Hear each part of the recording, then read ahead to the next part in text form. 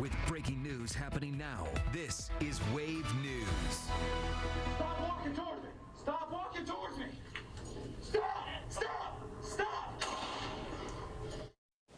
Breaking right now at 4, a former LMPD officer who shot and killed an unarmed naked man last month has now been indicted by the Commonwealth's attorney. This is Wave News at 4. I'm Scott Reynolds. And I'm Dawn G. Last week, Nathan Stotts resigned from the department in the middle of the process to fire him. And now he's facing criminal charges. The grand jury indicted Stotts on 1 count of second-degree manslaughter and 1 count of reckless homicide. The grand jury found no true bill, though, on a count of murder.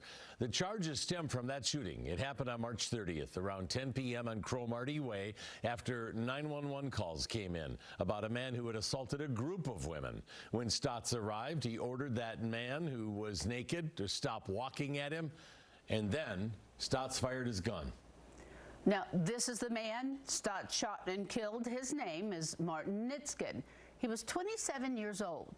Nitskin's girlfriend was one of the first to call 911 for help. She told dispatchers he'd become violent while they were, along with friends, hanging out and watching TV. Stotts was the only officer on scene at the time of the shooting. He is set to appear for arraignment on June 22nd. And right now at 4, we're keeping a close watch on Senator Mitch McConnell's health. He's been hospitalized since Sunday morning. The senator's team is being tight-lipped about what's going on, though. In recent years, the senator has had several critical health scares, including in 2023 when he fell at a dinner event in Washington's Waldorf Astoria Hotel. In that incident, he fractured his rib and suffered a concussion. Months after that, he fell again. And twice in 2023, he froze mid-sentence for about 20 to 30 seconds. His health provider said it wasn't a stroke or any other impairment, but was most likely tied to the concussion he'd suffered earlier in the year. A spokesperson for the senator says he's, quote, receiving excellent care. And today, while in Louisville, Kentucky, Senator Rand Paul says he's hopeful McConnell will be released from the hospital soon. We also asked Paul about McConnell's impact on the state of Kentucky. Senator McConnell has been very important to the state of Kentucky, obviously very important to the Republican Party. When he was first elected, people still talk about that first election, how remarkable it was, because it was the beginning of Kentucky really changing. Most of the South had changed gradually over time. Before, Kentucky used to be solid Democrat, became Republican. Kentucky gradually began that trend, and Senator McConnell was sort of on the leading edge of that. With Wave, as we'll have more from Senator Paul and another update on Senator McConnell on Wave News here at 5 and 6. The possibility of jail time still hangs over former Kentucky Governor Matt Bevin's head. He was ordered to serve 60 days in jail because he failed to meet the deadline for producing complete financial information in a court battle involving his adoptive son, Jonah. And today, a judge has denied a motion in his child support case. Wave News reporter Kirsten Foote with the latest tonight. On Monday in court, Judge Angela Johnson said she's losing patience in this case. Former Governor Matt Bevin was not there as his attorney argued for a motion of judicial direction, saying Bevin had produced more than 1,000 pages of financial documents, but argued that it was not clear how the court would know if Bevin met the requirements. Jonah Bevin's attorney said her team isn't able to come up with a child support calculation based on the documents given. And Judge Angela Johnson added bluntly, this isn't rocket science. She said months ago, Bevin's attorney provided an almost fully redacted financial statement, and that was not acting in good faith. This is not about making Matt Bevin go to jail, okay? If he would do what's right, like I require every other person that comes in here, then I will happily rescind that bench warrant. But he needs to do what's right. The judge denied the motion and said to come ready for their hearing later this month. Attorneys involved did not comment following Monday's developments.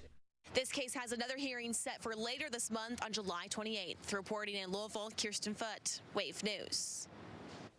And all of this surrounds allegations made by Bevin's adopted son, Jonah, who claims his parents abused him for years and sent him to live in a boarding school in Jamaica as a teenager. He filed a lawsuit for child support that he believes he is owed.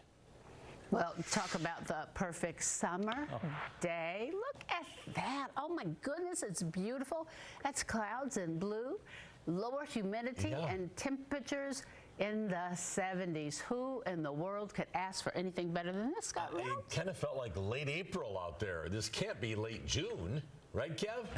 Yeah, right? That's what it feels like, but the calendar says otherwise. We are rolling right along. Hey, nice day today. We see chances for showers and thunderstorms increasing coming up here in just a few days. You'll see that in our forecast. Tonight, 76, most areas, low 70s, and that's a very pleasant feel, especially when you combine that with these low dew points in the 40s and 50s. You can see just by the color code. Pleasant. We'll take it. Temperatures tonight will be easing down. We're going to see our lows drop. High pressure in control. We'll fall back into the 50s for overnight readings. Going to talk more about the thunderstorm chances coming up, plus the alert day we have in the 10-day earliest alert. Thanks, Kevin. The man accused of breaking into a home with what LMPD described as a medieval weapon appeared before a judge this morning on charges of wanton endangerment and burglary. Zachary Baylor's bond was set at $50,000 cash. Police say Bailey broke into a home Saturday evening and chased one of the residents with a weapon while threatening to kill them. His arrest report described that weapon as a miniature bat that had a metal spiked ball on a chain attached to it. Bailey is set to be back in court next Tuesday. The Jefferson County coroner has identified the teen girl who died after being hit by a car in Shively this weekend. 13-year-old Mina Shiku was the other teens with two other teens Saturday afternoon when the group was hit by a car on Dixie Highway. The other two teens were taken to the hospital and they are expected to survive their injuries. Investigators are still trying to piece together what led up to the crash. So far, no charges have been filed against the driver. President Donald Trump has arrived in France. This is ahead of the meeting of the G7, and he was greeted there by French President Emmanuel Macron and his wife. The leaders of that group of 7 leading industrialized nations convene at the Alpine Resort for what could be tough discussions on a myriad of topics, including the United States and Israel's conflict with Iran. President Trump today said a tentative agreement with Iran has now been signed. The president said the text of the Memorandum of Understanding between the U.S. and Iran would be released publicly, likely after the formal signing ceremony, which is planned for Friday. I think pretty soon. I would say, I want it to be released because it's a very powerful document. It's not like the Obama document, which was just a terrible document. This is a very powerful document, and I want it to be released. So probably pretty soon. I would say sometime after Friday.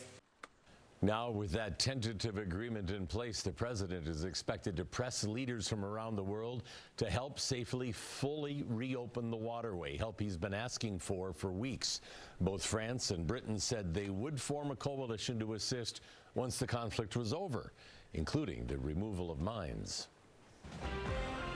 Well, a couple of weather headlines you need to know about. We've got a few storm chances coming up. Alert days for late Wednesday, and then again on Thursday, a chance for storms Wednesday night, and then again Thursday. Going to time that out, let you know what's most likely to happen at this point in our 10-day earliest alert. I'll step out to the weather garden in just a few minutes. Oh, nice day to do that, Kevin Harnett. GLP-1s are reshaping the retail industry. We'll show you how, coming up after the break. Plus, a deluge of rainfall floods the streets in Texas. We'll show you the scenes from Waco and also San Antonio.